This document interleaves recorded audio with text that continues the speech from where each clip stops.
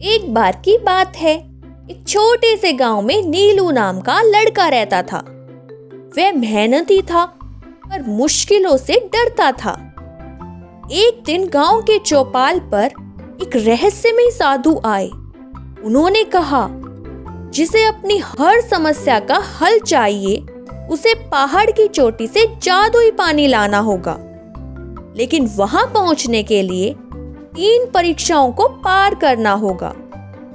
नीलू के मन में उत्सुकता जगी। उसने ठान लिया कि वह जादुई पानी लाने जाएगा। जैसे ही नीलू ने जंगल का रास्ता पकड़ा, चारों ओर घना अंधेरा छा गया। हवा में अजीब आवाजें गूंजने लगी। नीलू डर गया, लेकिन उसने मन ही मन कहा, डर को हराना ही मेरी पहली परीक्षा है। उसने पेड़ की एक मोटी टहनी उठाई और उसे मशाल बनाकर रास्ता साफ किया। धीरे धीरे वह जंगल के उस पार पहुंच गया।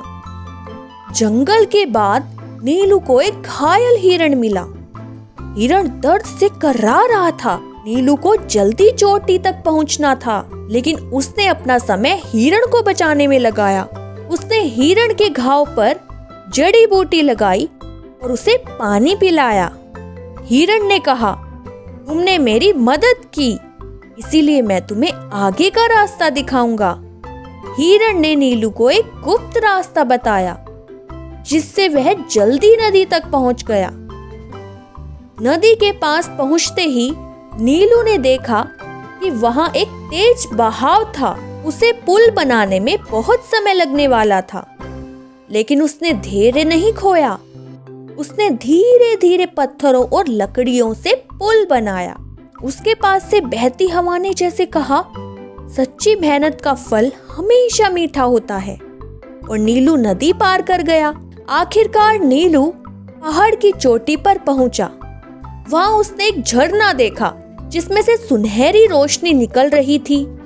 जैसे ही उसने पानी को छुआ, वही साधु वहां प्रकट हुए। साधु ने कहा, नीलू, जादुई पानी उन्हीं के लिए काम करता है जो डर, स्वार्थ और अधीरता को हराते हैं। अब तुम हर मुश्किल को खुद हल करने की ताकत पा चुके हो। यह पानी तुम्हारे अंदर छिपी आत्मविश्वास की शक्ति है। नीलू मुस्कुराया और गांव वापस लौट गया। अब वह हर चुनौती को हिम्मत और धैर्य से स्वीकार करता।